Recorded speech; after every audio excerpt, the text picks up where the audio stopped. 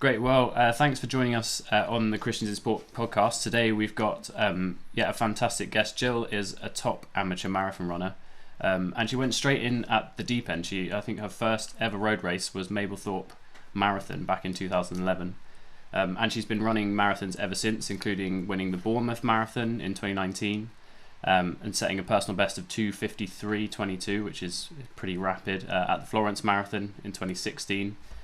She's currently running at Huncote Harriers up in Leicestershire, and she works in media, including having worked for a long time at the BBC, and she regularly contributes as a freelancer to fastrunning.com and the Run Testers on YouTube. Gill's married and has a 6-year-old son, Monty, and another baby on the way. In fact, she won the Alton Park Marathon back in November whilst 20 weeks pregnant. And Gill often speaks about what it's like to train and compete as a top amateur runner, whilst balancing family and work, and is deeply passionate about women's running, from grassroots up to the top level. So, Gill, thanks so much for coming onto the podcast. Well, thanks very much for inviting me. It's a delight to be in such good company. Yeah. Well, yeah, as I'm sure you'll learn over the course of this podcast that both myself and Gill are very passionate runners. So, if you're into running, then you'll probably find this a good listen. And this is the Play Connected podcast, after all. So the first question that we always start with is, what does it mean for you, Gill, to have your sport and your faith connected? Yeah, I think the first thing with that is just very grateful for the fact that I don't have to get it right first time every time, and that obviously the kind of key thing about the Christian faith is that God forgives us when we mess up, if we trust in Him. So I don't get it right every time. If I got it right perfectly, it would be something like the freedom to enjoy everything that running offers me without the kind of wrong emphasis or the sort of negative connotations of over competitiveness and things like that. So it would mean, the desire to do it to the best of my ability, because that comes from the fact that I believe that God has created me with that sort of, born to want to run, basically. And so the kind of the freedom that gives to go out and try and do my best, but knowing that actually, it's not the be all and end all, in the best way possible, that I am valuable in exactly the same way, regardless of whether I score a PB or not, or whether I win a race or anything. And just, when you're out running, sometimes it is a slog. But there are those moments when you look around you and you suddenly notice it's spring, or something just catches your eye and you think, wow, or you just get that feeling of flow.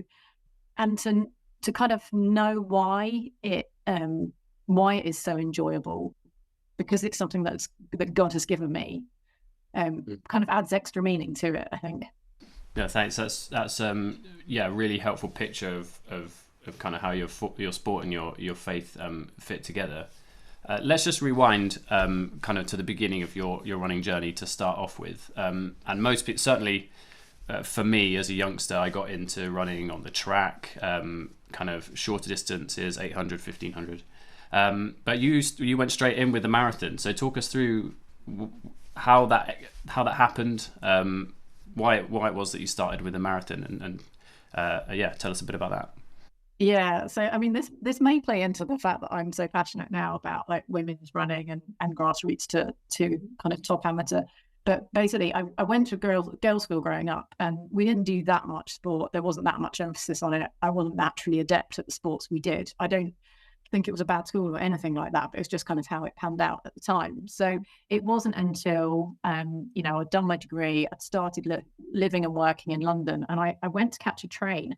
And I ran down the platform and I realized I was really out of breath. And I thought, gosh, I've barely started my working life and I'm already in this state. I don't have enough money to join the gym. I'm just going to go out and run around the block, and kind of started off doing that.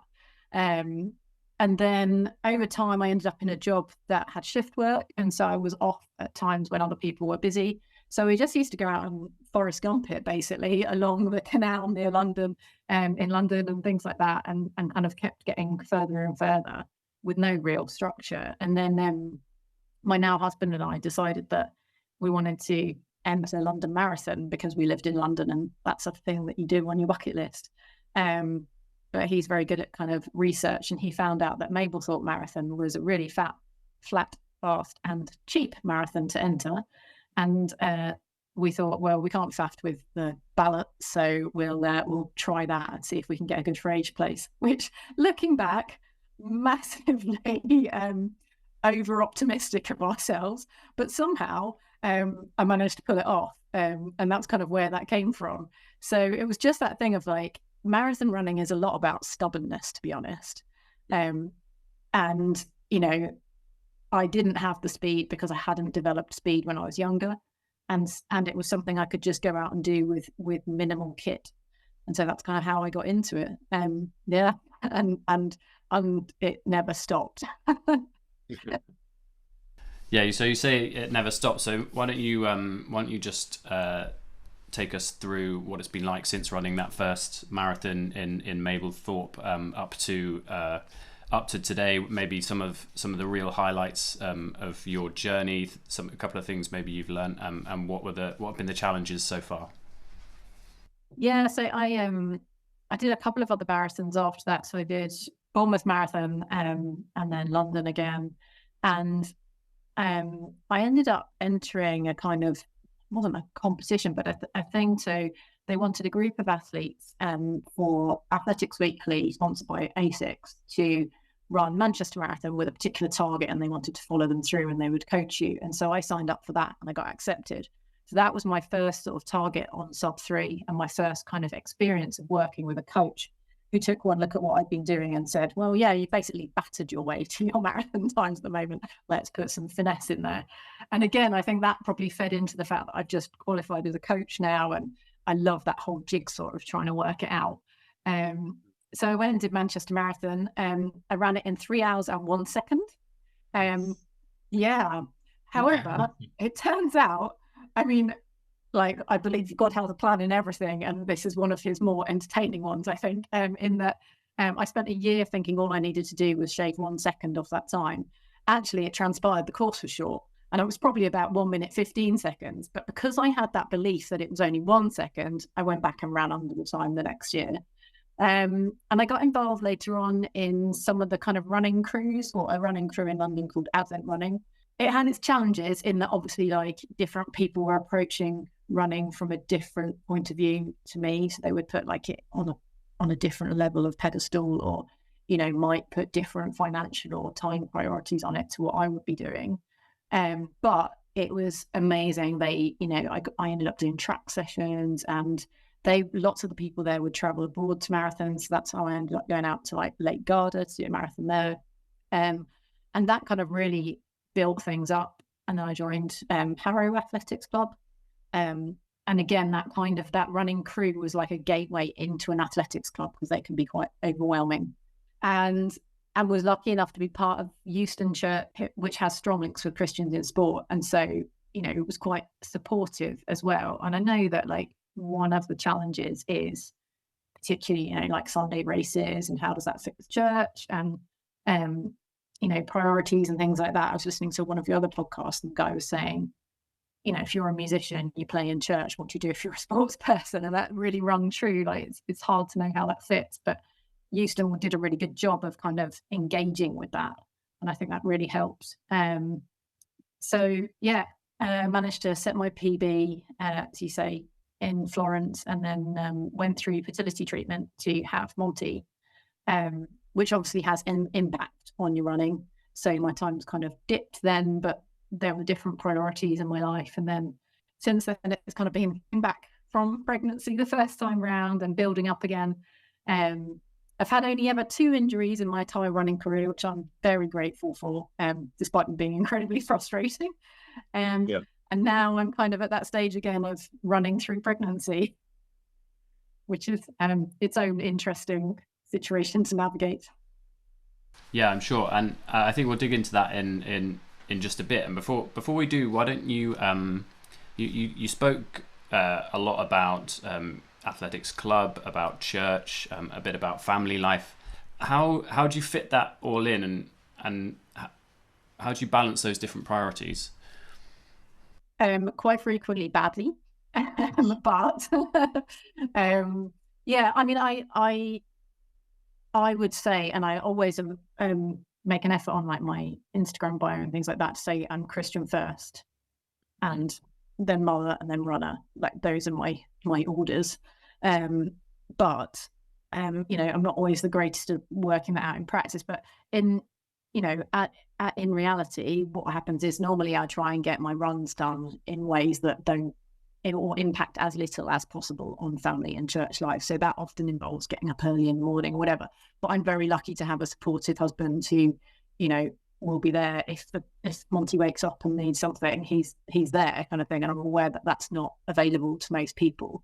But yeah, so normally I would be getting up at, you know, if it's peak marathon training, I might be getting up at 6 a.m. to get out and get a session done. And then back in time, Steve will have started doing breakfast with Monty, and then I'll take him into school, which is only just up the road, and then come home and work. Or I might, if I've got a gap in the middle of the day, I might try and get up and work earlier and then do a run in the middle of the day. I've got some great friends from the running club who live really nearby, and we would try and train together if possible, which is really nice. I started doing double days in my last marathon block, which adds its own challenge. So that might be like in the evening on the treadmill or something like that, just to try and fit that all in. And then, yeah, so church-wise, you know, we would prioritize Sunday at church where possible. And we're really lucky in that our church service is at 4:00 on a Sunday afternoon, which actually fits nicely for running races. That hasn't been the case in the past. And you know what, like growing up, my parents brought me up with a real strong ethos of like Sunday services come first, and not from like a kind of legalistic point of view, but I think that was really helpful because it helped me frame things the right way. So there have been times when we've had to say, I'm good at pulling me up on this because I'll get overexcited about races and want to do them all, and he'll say, well, that means you're missing like 3 Sundays in a row. And it's like, oh yeah, that's not a great idea. That one's not essential, is it? Let's ditch that one. But yeah, so do church on Sundays. I help with the kids group, so I might be leading creche or you know, the young kids group, and then we be leading a midweek Bible study group as well, which is a real mix of people. And again, it's just a real great bit in the middle of the week to kind of reset your mind, because when you're in the depths of marathon training, particularly, you know, everything is about, have I got enough sleep? Am I eating the right things? Like, what shoes am I going to wear for my next session? Did I hit those splits? You know, it's all consuming. And I love that. But having a Wednesday night where you're looking at the Bible with some people who have a whole bunch of other stuff going on in their lives and have different perspectives is really great. And, you know, even if that wasn't my thing, you know, if I wasn't a Christian and I wasn't doing that, I think I'd recommend to someone who is running marathons to find something else that they have to kind of reset them. But obviously, I would say that studying the Bible is the best thing to do that, because it just affects your whole worldview. Yeah, so, and then, you know, weekends would be a long runs. That again might be getting up early and trying to kind of fit that in, getting 20 miles kind of first thing on a Saturday morning, and then saying, right, I'm on duty for the rest of the day. You know, you've taken the hit early morning, whatever.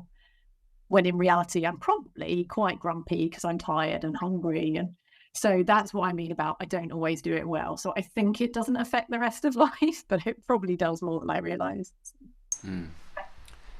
Yeah, that's it's a really kind of good picture of what it looks like, I guess, to be kind of a top amateur marathon runner and to be involved in all those things. And I think what's really interesting, and you kind of mentioned it earlier, is that that's probably quite different to how lots of people approach marathon training. For lots of people, it would be, you know, be like that one goal, those things that you're talking about. You know, what shoes am I wearing for next session? Like, have I got enough space to dry all my washing to get the next load in? Like all those runner problems. I think for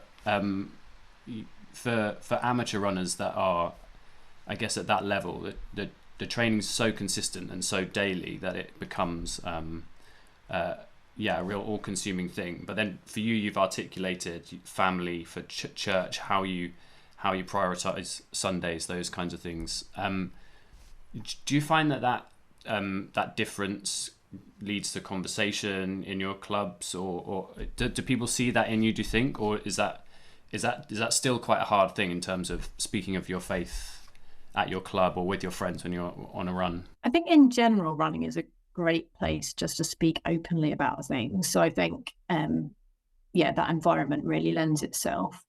I have to say, I think actually injury is the time when different mindset has come up in conversation most. But yeah, I would. This is something about running and being a very individual sport as well. Like, those people that I run with, they'll see me out on a long run, and they might not then see those challenges at home. Yeah. And it's up to me to kind of find ways to be open with my life, not in a like whinging, but just kind of, being open enough that those conversations do come up. And that is hard.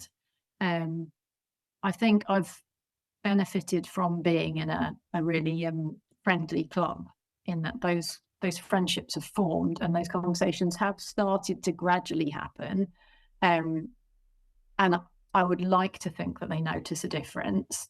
But then equally, sometimes I think people just kind of see me not showing up on Sunday to some of the league races. And maybe I need to be clear about why that is, or how I manage my time. I mean, I think I've got a reputation as someone who's very much a box ticker when it comes to my training schedule, and actually that's something that I'm conscious of is maybe not always the best representation, because if I'm seen as someone who that is all I care about is hitting those targets, then I haven't adequately explained my real mindset and what really drives me. But I would say that is something that being part of church and being part of a small group and things like that keeps me thinking about, and keeps me at least trying to go again and get better at. I'm not naturally great at it, but I'm conscious that it's there for the taking, and it's a great opportunity. How about if we kind of flip it around the other way? Do you think in church it's difficult to help people understand how important running is to you? Because obviously you're not a pro, and you're not, that's a maybe easier for people to understand sometimes for a professional football player or a professional tennis player or something. They might understand the commitments that come with earning your money that way. At the top level amateur, you're training almost like someone who's at that level, and there's lots of demands on your energy, and there's lots of additional demands because you have work to go to, or whatever else it is. How do you find speaking about that within church? Do people ask you about running all the time? Do they know you as the runner, or does that just get left to the side when you're in church? Yeah, I do get known as the runner. It's true. I think you're absolutely right. Like, I think it is quite hard to explain sometimes. In the same way that anyone who's got a real passion about a particular, hobby, although obviously I feel like it's more important than a hobby, but it's always hard to explain those passions to people who that isn't their bag, because God has made their brain differently and they love something different. So you've got to come at it from that kind of angle. But equally, I think it's really nice sometimes to be able to say to people, look, like, I love being out in nature because I see what God has created. And that kind of helps them get a handle on it sometimes. I'm lucky enough in my church that I have at least one other keen runner. And so she's been really helpful at kind of helping keep me accountable, and vice versa. Like, when we've been injured or when we've had bad races or whatever, we'll try and pray together before a race. There's a couple of other Christian runners we know in our Leicester Running League who we try and meet up with and race sometimes. But yeah, I think again, it's that being open, isn't it? I think my small group have kind of got used to it and kind of started to understand, like, when I've been injured, how frustrating that is and how that kind of affects my sort of day-to-day well-being, as it were, and have sort of started to say, like, oh, this must be really hard for you, like, how are you doing, and things like that. in the same way that, you know, if they can't get out and do what they want to do, it has impacts on them. But equally, you know, like pointing me to good passages in the Bible or reminding me that God is faithful. He's the same God whether I'm injured or winning a PB, like getting a PB or whatever. So I think, again, it's that thing of having people with different perspectives on it, but a Christian mindset is really helpful. But there are challenges, yes. Let's move on a bit to talking about kind of, I guess, the culture of running, which is really exciting at the moment, I think. In certainly, I guess when I was at university, running was probably more less cool than it is now. I feel like more people are getting involved in park run. People are interested in super shoes, sub 2 hour marathon, wearable tech, all this stuff, which was just completely not on the radar when I was at university at all. Like Strava wasn't even a thing when I was a fresher. It was a thing maybe in my first or second year. Yeah, how exciting is it kind of to be, I guess, to have a front row seat to that night of the 10k PBs, that kind of stuff going on as it's happening in the amateur scene and particularly on the women's side as well, kind of seeing more understanding slowly starting to build up of what it's like to be a mum and be a marathon runner, and to do that at the really top level, like we saw McKenna Myler, I think coming top 10, I think, in the USA Olympic trials, like or top 15, but 10 months postpartum. Is that, are people talking to you about that? How exciting is that kind of for you, knowing that that's very much not far removed from your experience? I'd love to be fast enough to run the Olympic trials in America, but sadly not. That used to be a target of mine, but they've since made it faster, so not an option now. I mean, it is a really exciting time to be part of distance running, even, you know, whether it's on the periphery or just or deeply involved. I think you know, the things like park run and just sort of the sort of more slightly equal footing that women are having with kind of childcare and things like that now has freed up people to be able to go out and train more, or kind of also just an understanding of the mental health benefits and the physical benefits of regular exercise is starting to kind of gradually trickle down, and now people are starting to kind of make those performances, and I think that's really exciting. Again, it's something which has its challenges, because whilst running that kind of pace 10 months postpartum and, you know, offering $5,000 to the top however many women it was in the trials is a fantastic idea, we also need to remember that pushing people to return too quickly has negative side effects, and also sometimes can just you know, put a wrong emphasis on what makes you a worthwhile person. So you know, it's totally fine if you just want to stay at home with your child and you don't want to go out and be a marathoner as well. But like people like me are wired differently, and we need to have that at the same time. But yeah, so things like 10,000 meter PBs and the fact that they're really trying to get more women entering. So I think actually entries for that opened today on the day of recording, and will gradually, so it's 35 minutes and under for women at the moment, and that will gradually open up.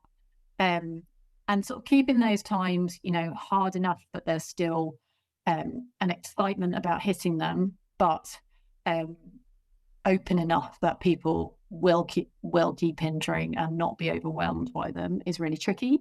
Priority of entry is a really difficult one to navigate when you look at things like the London Marathon, you know, qualification times, so different for women and men. That's really, so there's lots of conversations that people are having about like what's the right thing to do in those situations, you know, like all of the different deferral policies that are coming up for the marathon majors. You've got like London, Berlin, Chicago, you don't have to pay, and I think you get about 2 years to defer. Boston you have to pay again, and various other ones. Tokyo doesn't have one yet, and kind of how do we navigate that? But then, you know, the joy that seeing that we don't just have to settle, we can still train, and you know, we can try our best and we can enjoy what that gives to us. But yeah, the conversation is trying to get that in its in its right place. And there's a lot of that going on, like online on Instagram at the moment. You know, you've got on the one side people saying like women should be running equal distances, you know, we should let people run as soon as they want. And on the other side, women saying, you know, I'm exhausted, I've got a new child, like why is someone telling me I should be running a marathon, kind of thing. So I think that's a really tricky one to navigate. But all that in the context of, a really exciting time, particularly in women's running. You know, we've got, what was it like, about 6 women got the Olympic marathon qualifying time. Yeah. Over here in the UK, Sonia Samuels just 5 seconds off her pre-childbearing PB. So she ran a 2:28:09 recently. She's 40, she's got a kid, you know, that's just amazing. And that stuff is really inspiring. So yeah, it's a interesting time to be part of that debate. And as you say, along with all the tech, like the super shoes absolutely help. They help you recover quickly. There's no argument about that, regardless of all the other stuff. You know, and all the technology that comes with it and the data analysis you can do, it comes again with both sides. You know, it can put unnecessary pressure on people, but it can also be incredibly valuable just for kind of figuring out your training, for making sure you don't overtrain and all those sorts of things. So it's a really exciting time to be part of it, because there's so much to debate and so many things that are changing, and we're not going to get it right. And I think that's kind of part of the fun, is figuring it out. Yeah, so you say, that's part of the fun, figuring out. So in your current situation, you're expecting a baby, and you've been through having a baby and coming back to running once before. So I guess, what did you learn last time out? Have you made a plan again to do the same thing, or does it not? You know, like you said before, you don't want to put pressure on coming back, and there are loads of good reasons not to. But what are your thoughts kind of going into that, and how are you thinking about it? So the thing I learned last time is how much it exposes where I find my identity. Pregnancy is a humbling thing, and hanging on to running for dear life was kind of my moment of normality. And looking back, there are some runs from last time I was pregnant that I probably shouldn't have done, if I'm honest. But I was so desperate to kind of hang on to that sense of normality. And this time around, I kind of went into it thinking, I'm going to get better. I'm going to be better at that. I'm not sure it has been. I've been slightly more careful, but then age does that to you as well. Like, you can't hammer it quite as much. But yeah, it still it's a good reminder of the fact that I am not a runner. I am someone that God created and God loves. And that is not where running is not my identity. So whilst I can try and enjoy it, and I'm grateful that I can still run and I am still running, it's not the be all and end all. So yeah, that's the thing that I learned last time. Time will tell whether I've put that into practice this time. I did go into it with a rough plan of saying I would get to kind of my 3rd trimester, see how I felt, and then kind of no pressure, etc. I wanted to try and run a marathon at 20 weeks if everything was going okay and if I was fit and healthy. Partly because, as I've already explained, I love all that data and kind of comparison stuff. And I did it at exactly the same point in my last pregnancy. So I was just kind of intrigued, to be honest.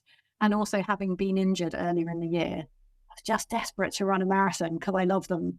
And I was like, I'm not going to be able to do it after this. So I found Alton Park because it's laps, 10 laps. So the idea was it's a safe space. I can step off at any point.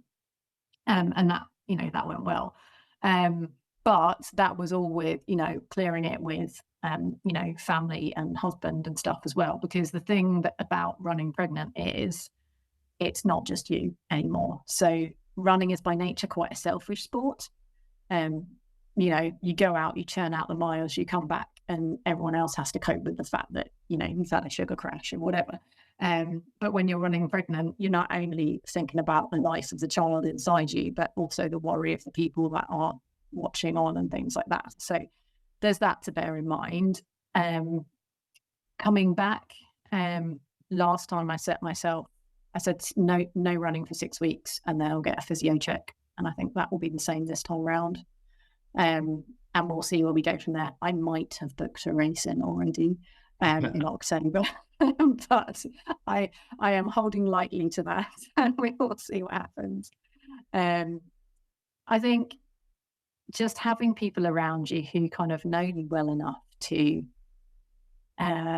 understand why you feel the need to keep going, but also to be gentle and supportive enough to remind you that it's okay if you don't, and maybe to just gently kind of find a way to help you take the pressure off yourself sometimes is really helpful.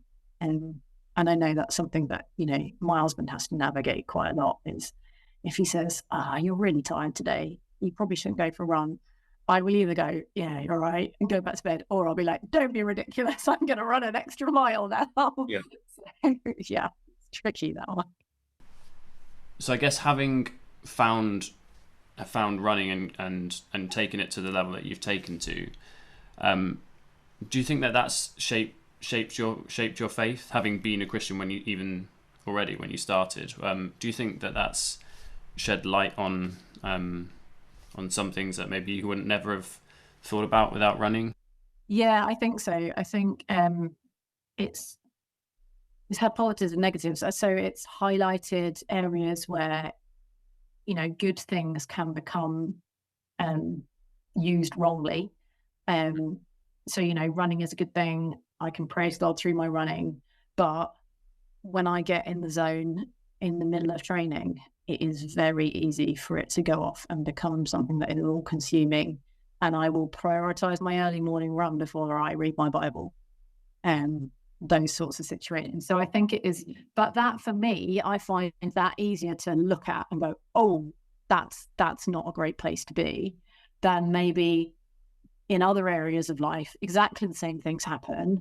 You know, like it might be that, you know, family life becomes, you know, all consuming, and we're prioritizing that too much over like caring for someone in our church or whatever. But I find it's much easier to see in that kind of running situation, and it brings out characteristics in me so that I can kind of pick up on them a little bit. And also, like, for other people looking from the outside, it's much easier to pick up when it's a specific kind of subject, as it were. But I also think it's given me that benefit of really kind of experiencing how God is consistent through all things. So actually, when I got injured, I thought I would be a lot more devastated by it than I was. And actually having to kind of voice to people, like, I knew that I needed to be saying, I've got to trust God in this, because I knew that's what I needed other people to hear me saying if I was going to be consistent with my faith, even if I didn't feel it. But actually by doing that, it really helped. So it's given me that, you know, it's given me those chances to, like we've talked about, you know, experience those moments of joy that you just get when everything's going right and you're having a great run, to experience that in a way that I don't think I would have, you know, other areas of working life or whatever. And, you know, like having a baby, like that is amazing. Obviously, like you see God's creation, but there's something about like that pure relation when you cross a finish line or something, and it's all gone well. And if you've got, you know, particularly if you've got Christian runners around you who at that moment can be like, yes, praise God, as you hit that moment of elation, like that is just a really lovely extra way to experience God's goodness that I don't think I would have got in other areas of life. Well, Gill Bland, it's been absolutely lovely just to talk to you, to hear your reflections, and from a vast amount of experience of running, of motherhood, of all those different things, and I'm sure it'll be really helpful for people listening in. So thanks so much for coming on the Christians in Sport podcast. You're welcome. And if anyone wants to ask me any questions and get in touch, I'm more than happy to chat to people.